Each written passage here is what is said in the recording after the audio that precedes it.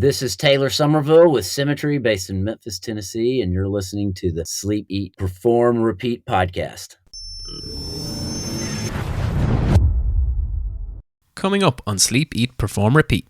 You know, we're not meant to be in this comfortable 70-degree air-conditioned rooms all the time. We evolved to go through thermal heat stressors, through cold stressors. And when you do that, you activate a lot of processes in your body, kill off damaged cells, help your cardiovascular system, your immune system, inflammation. And, you know, it's just like anything, like testing yourself in hard workouts, putting yourself in difficult situations, giving presentations, doing those difficult conversations. You adapt and grow, and you really learn how to handle yourself.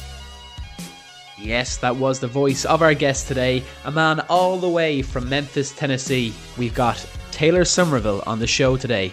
Taylor's going to discuss Breathwork, Symmetry, his company, and all things high performance. So really looking forward to hearing this one. Before we jump in again, thanks to the messages, the feedback. We got new ratings and reviews this week again. Thanks a million to everyone.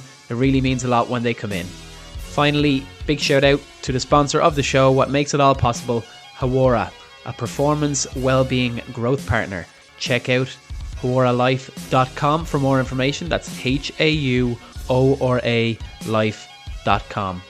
Thanks a million for listening, and without further ado, let's get to the episode with Taylor.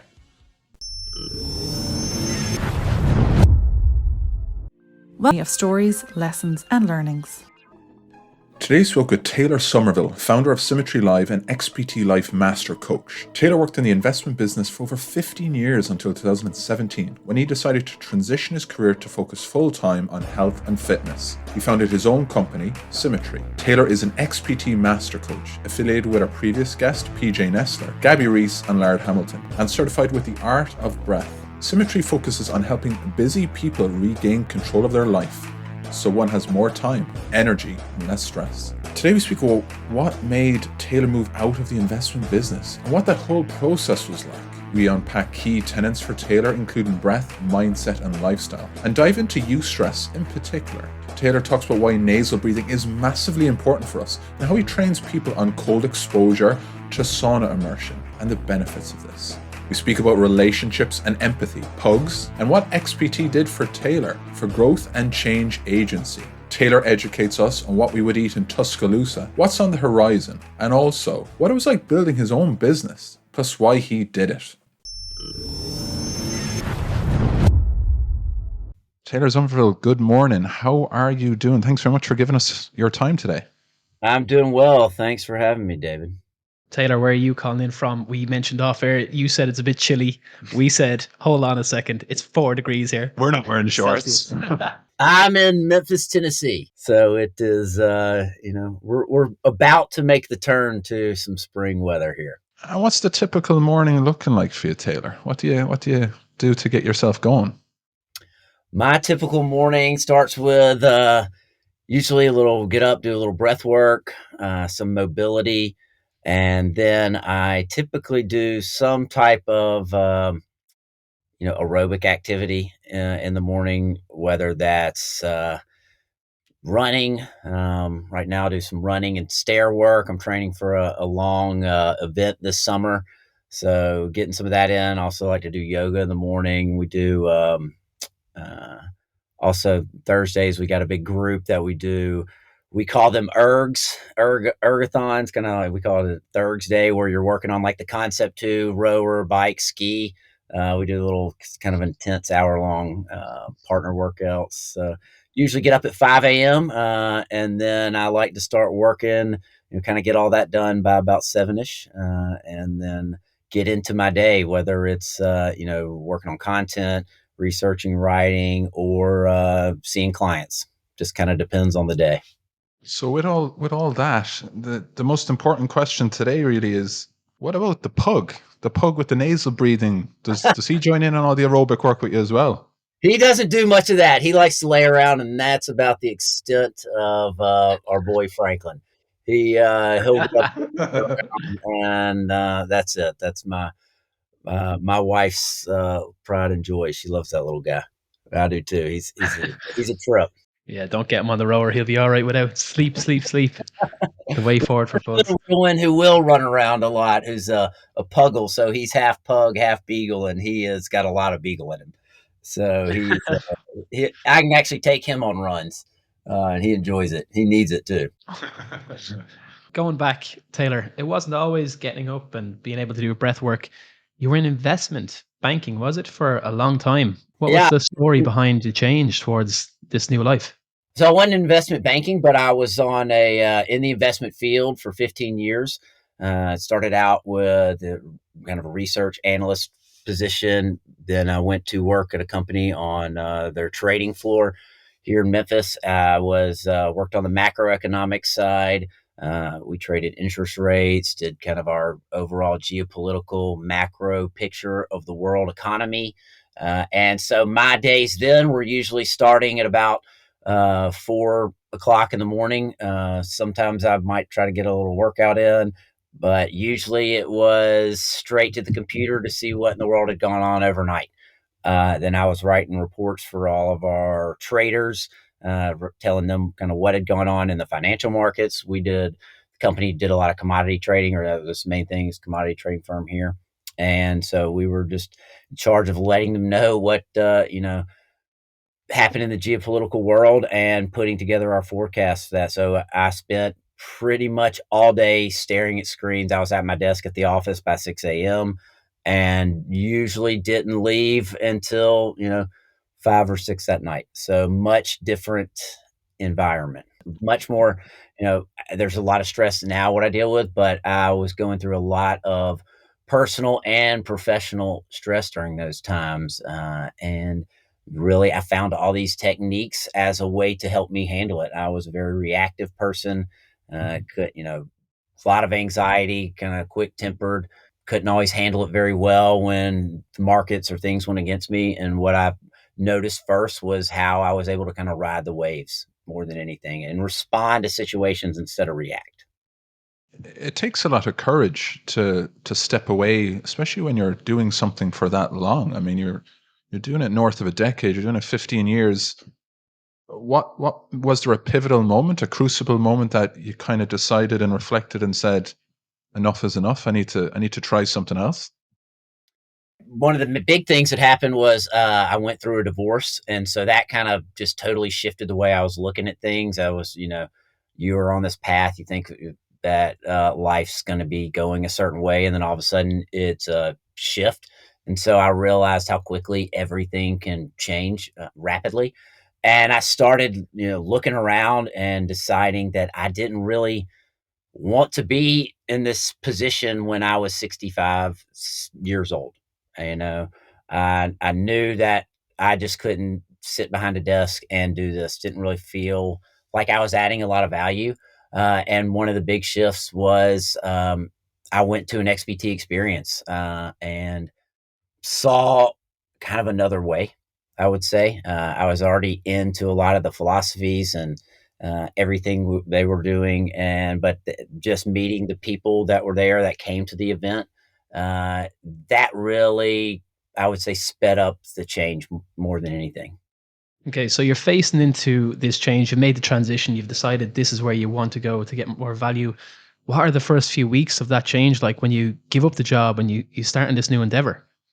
Well, it was very difficult just to even get to that point. So, pretty much had to create a plan for myself, create a runway, decide, all right, how long can I go without, making any money or doing anything. When I first quit, I wasn't sure exactly what I was going to do. I just knew I needed to do something different. And I was really fascinated. I'd been writing a newsletter probably 6 months prior, a lot of mindset, started to introduce some of the breathing concepts. And this is back in 2016, 2017.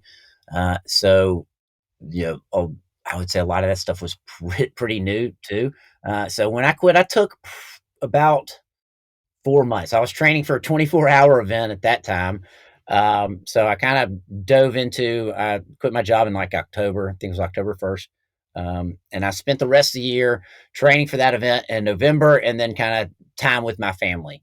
And one of the big things is when I first told my family and my friends what I was doing, I was expecting A lot of people would say you're crazy, but they all kind of looked at me like, yeah, we can see this, and knew it. And I had a lot of support from my then girlfriend and now wife, kind of helping me through that transition too. And how did you plan that time? So you mentioned that you were sort of doing the newsletter. Did you actively go about looking at what's the minimum I can survive with? What kind of lifestyle do I want to live? Did you detail it down to that degree? Yeah, I did. I looked at, okay, how much money do I have in savings? How long is this going to last me? And just came up with a number that I was comfortable with. And Hmm. before I quit, I made sure kind of I'd built that up and that I was going to protect it for a while. Personally, I think I had it out to about a year where I knew I could go without making anything. And so I'd give myself a good bit of time to deal with that.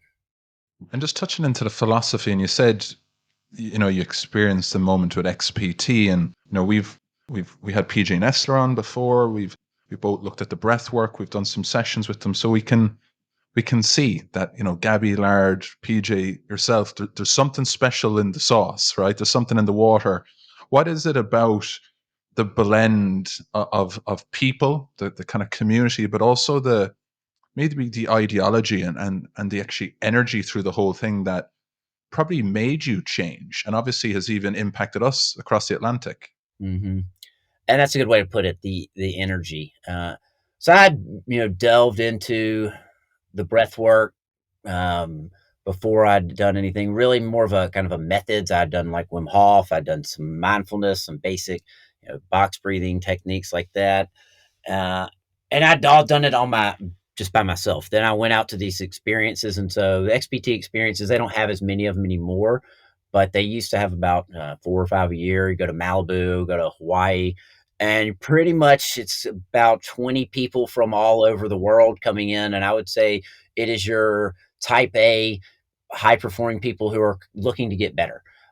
Get there and you're in this group with people from all walks of life, pro athletes, Olympians, doctors, financial people, attorneys, and you start doing some of this breath work in a group setting, and there's just something about that kind of shift and how powerful that is, and just being able the ability to change your state. And then you get into ice baths and saunas and the pool workouts, and you're with this community, and everybody's looking to grow and looking to push themselves. But it's also a very collaborative environment, I would say, where, yeah, everybody's competitive, but it's kind of, we're all in this together and working on this together. And that's one of the things I really loved about the whole situation. And it was also yeah, we need to push ourselves. We need to do hard things. We need to stress our bodies, but we also need to turn it off. You need to be able to go, go, go when you have to. But if you're like that all the time, it's eventually going to break down. And I saw that in my personal life before, just pushing myself work wise, and how easily it can be to just let everything kind of crush you. And so, kind of learning different ways to handle that, talking to Lair, Gabby, everybody, how they kind of just handled their family life, everything personally, and how they just really embodied everything that they were teaching was something that just fascinated me. And everybody that I met there, I still keep in touch with quite a few of the people, and all trying to, on that path of trying to get better and trying to help those around them, really. That's excellent. And you didn't stop there. You built on it and you founded a company, Symmetry.live. It seems excellent. We've had a good look into it and what you're doing with the one-to-one coaching, the breath work, performance, all of these workshops. What was the real founding reason behind you wanting to get this company off the ground and get this organization out there so you could give value to people? Main reason because I wanted to teach others these methods. When I first quit, this is 5, 6 years ago. I came back to Memphis. I was like, should I even come here? Come back? Should I move? Nobody's going to really buy into this stuff. They're going to think it's all woo woo. And I just started teaching, group classes at the gyms I was members at. Letting people experience it on their own and realizing these people really enjoy this stuff as well. I just knew that there was more I could give and putting my own spin on everything as well. The language we use around what we're talking about when I first started is definitely the way XPT talked about is performance breathing, it's breathing for optimal health. It's not just kind of this woo woo thing people do. And, there's a lot of research and science backing everything. I'm analytical. I like that aspect of it, but it's also, you got to get in and just feel it for yourself. So I started out doing a lot of group stuff. I had which I still have, a sauna on a trailer that I was taking around, doing heat and ice sessions, using clients' pools and to do pool workouts. Really, it was friends of mine that were letting me use their pools, and just gradually grew it from that. And as with most people, coronavirus hit and had to change everything. Had to stop doing in-person stuff. Couldn't do my heat and ice sessions. Couldn't, really do anything, and switched to the virtual model. Started doing virtual breath classes. And at that point, really had more people reaching out about doing stuff one-on-one. So before, I was doing just kind of some one-off, one-on-one things with a few people here, mainly helping them deal with stress more than anything. But once that hit, and you saw a big shift in the way people viewed breathing practices, started seeing them all over, from high level athletes to CEOs of talking about this thing and how much it can help them. Started getting a lot more interest from people to do the virtual classes, do the one-on-one work. And so just really over the last few years, kind of built out the systems and how I deal with clients. I have clients here in Memphis that I do in-person work with, but I have them all over as well. We actually love the name. Taylor, Symmetry says an awful lot, and we're looking breath, mindset, lifestyle. What's the philosophy? So say we attend one of these performance breathing sessions, or we look at change your breath, change your life. What's it all about? What's that energy that Symmetry is trying to emit? So the philosophy for one is that, breathing is kind of the foundation. It's one of the first and last things we do, or it is the first and last thing we do. And it's really the only system in our body that is automatic and it's under our control. And it's a tool that we have more than anything to be able to read and regulate our state. And when we go to shift things in our health and wellness, people tend to go towards, nutrition, which I deal with nutrition, maybe hydration, but those are, you can live weeks without food, days without water, and just minutes without air. And I kind of look at breathing as that keystone habit that can shift everything else. And when I'm working with clients, we are, working on their breathing. We're working on some basic nutrition, a lot of mindset and habit shifts as well. I deal with a lot of that type A type who is constantly on the go. So what are they doing? They're up late at night checking emails. They're up first thing in the morning, getting on their phone. All right, let's shift these patterns a little bit. How is your sleep? Let's begin to change your sleep. Let's begin to put the phone away before you go to bed, maybe an hour before you go to bed.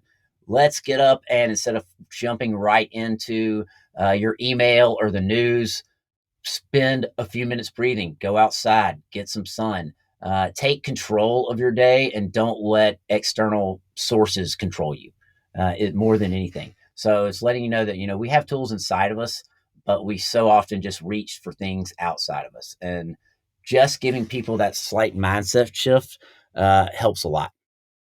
You said something there I'd love to build on, and it's on your website. We help busy people like you take back control of your life. From your experience, why have people got themselves in a situation where they've lost control? Because in modern society, we have so much stuff coming at us from social media, from the never ending news cycle, and it's all trying to grab our attention and take us away. So this is a thought of, you don't have to let it be like that.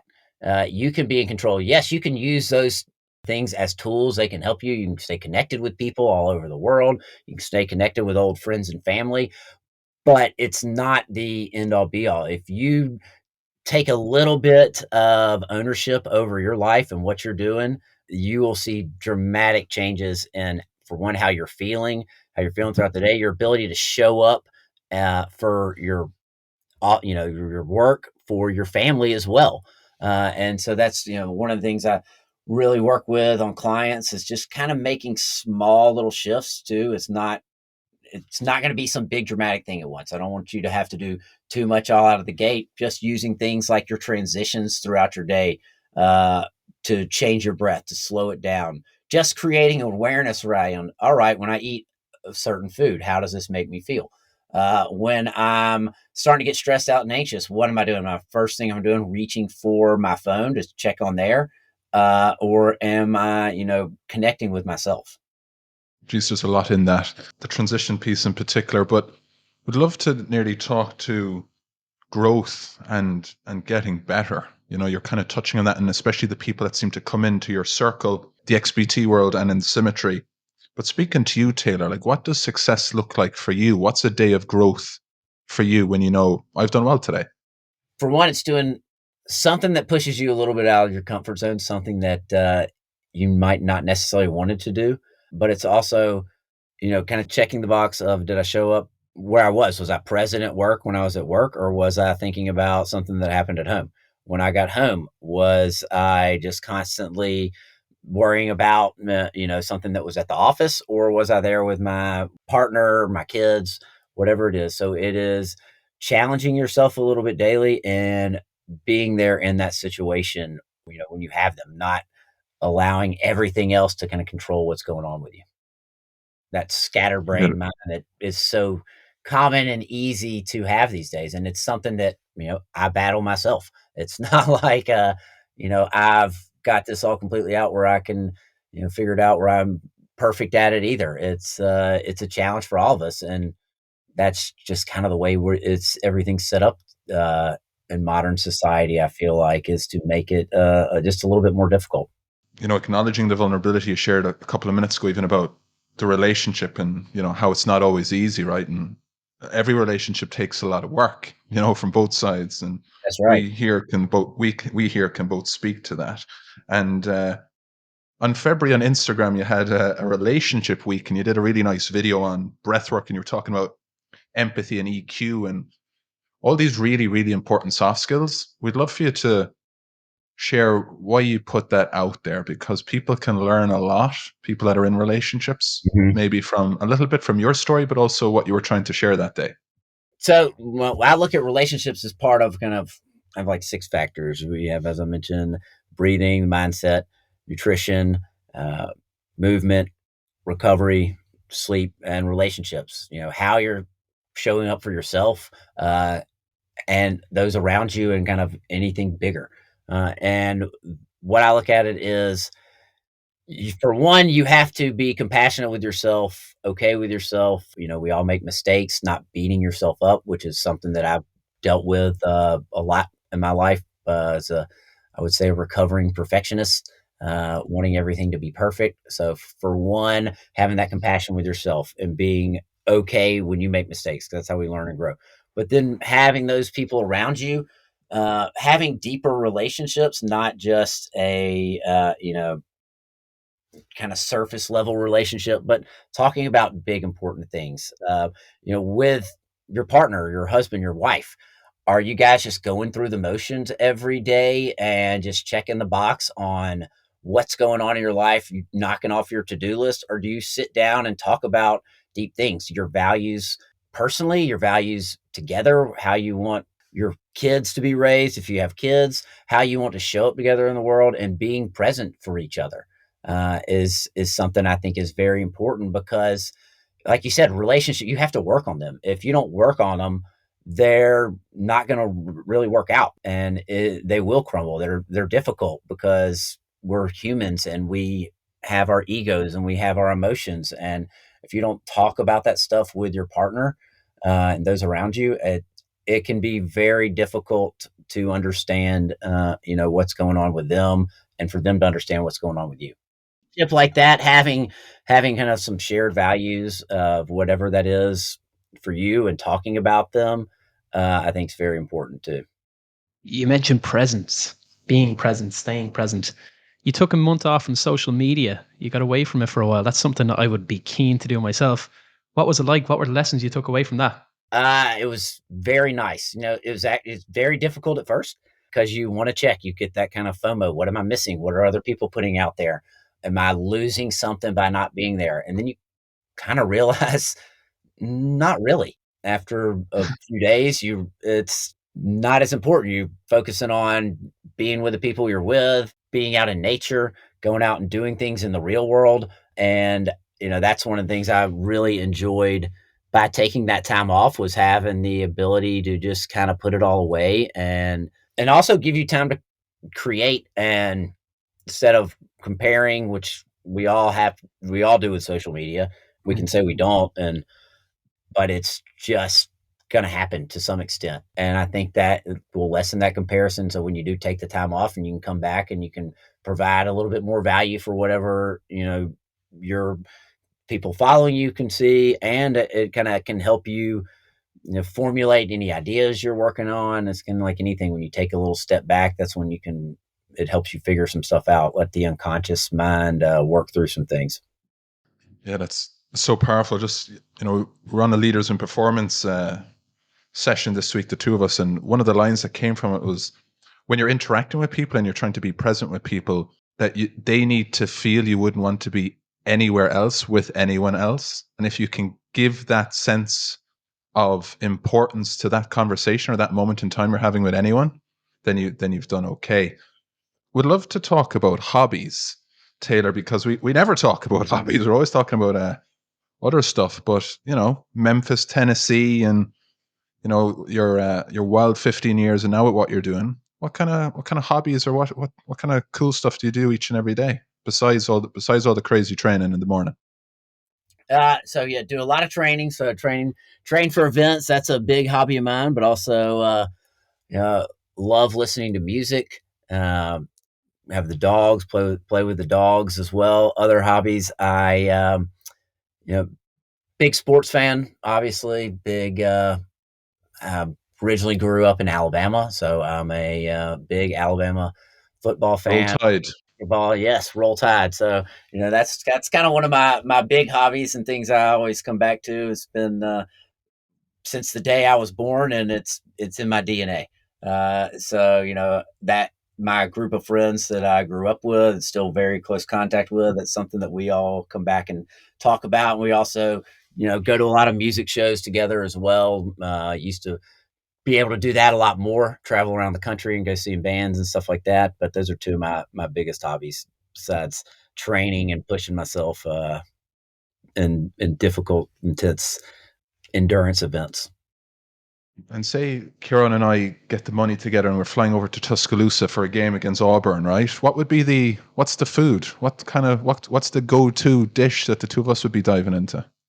Barbecue. Oh, yes. In the South, we have a lot of different types of barbecue. So Memphis is a barbecue capital. We have dry rub baby back ribs here. Down in Tuscaloosa, you have spare ribs, so they're a little bigger, Oh, yeah. and they're wet, so they're coated with sauce. So we have a famous place in Tuscaloosa called Dreamland. Is one of the most famous, and that's a good spot to hit. And back when I was younger, they served you were ribs, sauce, and white bread, and then you could get some banana pudding for dessert. Um, Nice. and that was it. Now they've kind of gotten a little corporate, and they serve all the different types of barbecue, everything, and franchised out. But back in the day, it was very simple and easy. All right. Yeah, we're happy with that. Love that. Love that. Sounds very tasty. Yeah. Why did they bother with vegetables? Like, that's a winning combination, the ribs and the white bread right there. Exactly. Just jumping back to breathwork quickly, you have an analytical brain, obviously, from the investment, from going into that. When you are trying to sell this or trying to talk to people about the benefits, what we experience sometimes is a bit of resistance. So Mm-hmm. people look at it in the sports world where we do a good bit of work and they openly like to take this on board. They see it as a performance enhancer. But sometimes outside of that world, there's a little bit of resistance that it's exactly as you said earlier, it's seen as a bit woo woo. What's the kind of response you get when you introduce this to new people in your side of the world?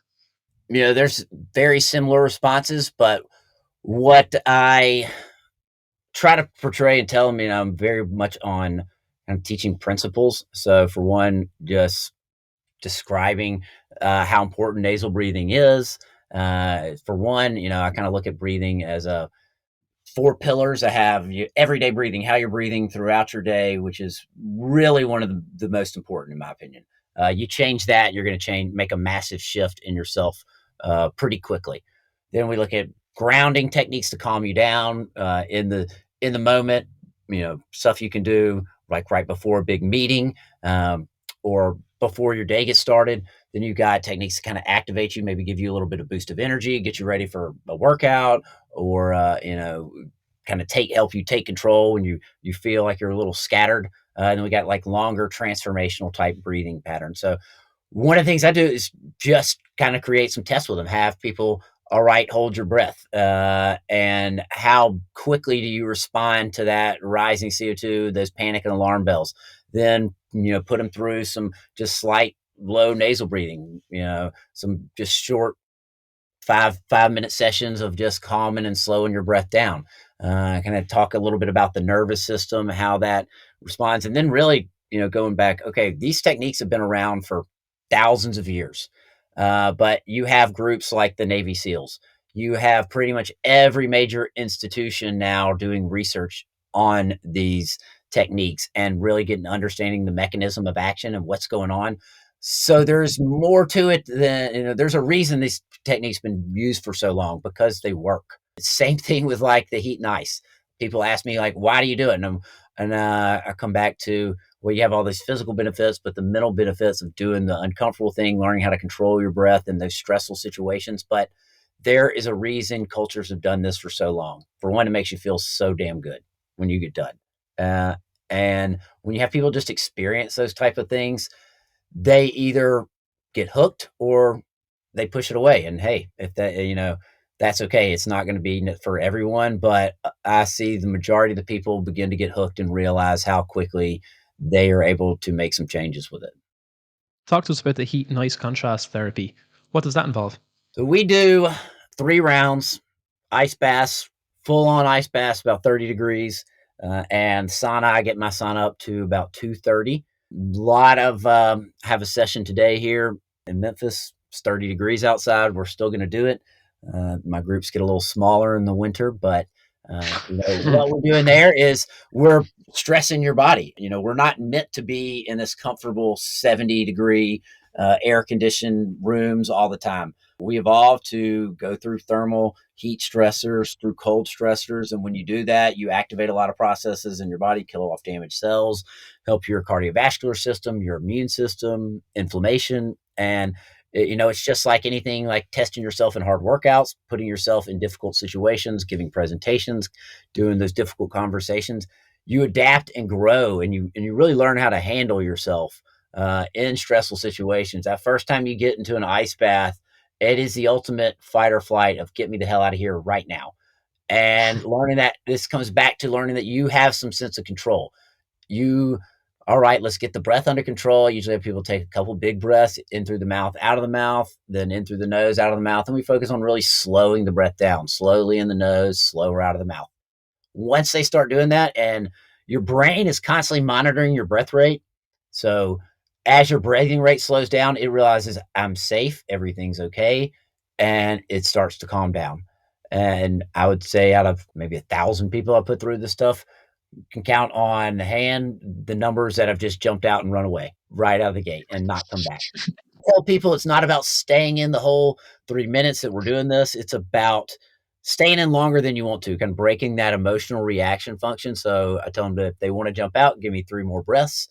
Uh, if they still want to get out, we'll get you out, get you in the sauna, warm you up, and get you going again. I'll run 2 people at a time. So people who are new, they usually still want to stay in there just because you got a little bit of competitive aspect of it. But then you get in the sauna, you warm up, and really the sauna can be almost more difficult than the ice. People don't think of it when things cranked at 230 and you're in there for 10 minutes. It starts getting quite uncomfortable. And so we go back through the ice, and we always have people end on cold. This time of year, I let them go back, warm up a little bit if they need to, but it's kind of nice to have the body naturally warm up. You get kind of ties everything together. We got to have a big parasympathetic rebound when that happens. End up sleep's much improved that night. I have a lot of clients who are, businessmen, but also triathletes, endurance guys. So we all kind of track it on our Garmin, have little workouts we've created, and you can watch your heart rate spike up to 150, then drop down into the 40s, and your recovery through those things will dramatically increase typically after we get done on the ice. Those days, I mean, I have some of them that they go up 5-10 fold. It's pretty crazy. Thanks so much for sharing the tactics. Like the positive exposure to eustress is something that, you know, us as physios we can kind of understand that, but especially for those people trying to just, I suppose, improve their mental toughness and their resilience now more than ever. So that was great. Taylor, we'd love to talk about what's next. I mean, you've had to pivot into the virtual world and doing great in that, and obviously we're learning an awful lot here from this conversation. So what's on the horizon for you, sir? Just working to continually grow my business. I've hired a guy named Jason Baker. He's helping me, kind of development, marketing. We can also bring him on to coach. So having coaches under me, working on building out some more online courses, have out later this year, and doing more corporate work as well. Starting to do a good bit more of that. Just spreading, this message of pushing yourself and the breath and how we can use it to help us regulate our state, but really before even regulate it, to read it and understand what's going on. I'm very big on, especially when I start working with clients, just creating an awareness, because a lot of us are just lost. We're not really in touch with anything that's going on with our body. Our mind, we're just kind of jumping from one thing to the next. So beginning to learn what happens when you get stressed out and learning how to just make that shift for people. So creating some courses around that, and just trying to get out there and do much. I'm doing a retreat with a group here in May too, in Austin, a group called Runga. So I'll be helping them. I'll be running the ice for them. So just looking forward to getting out more around the country doing stuff. If you could influence the world tomorrow and everybody had to adopt a new behavior, and when we woke up tomorrow was automatic for everyone, given everything that's going on at the moment, all the uncertainty and all the difficulties around the globe, what one behavior would you love everyone to adapt to improve their lives? That's pretty easy for me to say, is for people to begin to breathe through their nose as they're going throughout their day and just watch how that shifts their state. Love it. We're both here. Try not to open our mouth there, because we better be nasal breathing now, because he can probably sense it from over the laptops. When you're talking, you can't breathe through the nose, but as you're sitting there and you're watching yourself, you're listening to this podcast, maybe you're at your computer working. Are you sitting there breathing in and out of your mouth? You're stressing yourself out a lot more than you need to. So, just nasal breathing at rest, I think, has tremendous benefits to people and can really get you very far along the way. That's one easy shift for people to make. Taylor, following that shift, and that's massive. The question we ask everyone that comes on the show, all high performers in their respective space, and you certainly are one of those, Taylor. What does high performance mean to you? High performance means going out and pushing yourself, pushing through what I'll call the resistance. This great book, War on Art by Stephen Pressfield, talks about that, and going a little bit further than you think you can, but at the same time, making sure you're kind of filling all those buckets around you. So I don't consider high performance necessarily being the absolute best while your personal life goes to shit. You've got to have a well-rounded approach to that, and it's not all at the same time. It's over life, because there's times where you have to put a lot of focus into your work, and then there's times you need to put focus into your family and other things. So being able to figure out when you need to do those. And your dog. Yep. Taylor Somerville, thanks very much for that. We got tons from that, as will everyone that listened to it. So we're going to be nasal breathing for the rest of the day. Thank you to yourself. But wishing you the very best with everything moving forward. That was amazing. Thanks so much. Thank you, guys. Appreciate that, Taylor. All the best.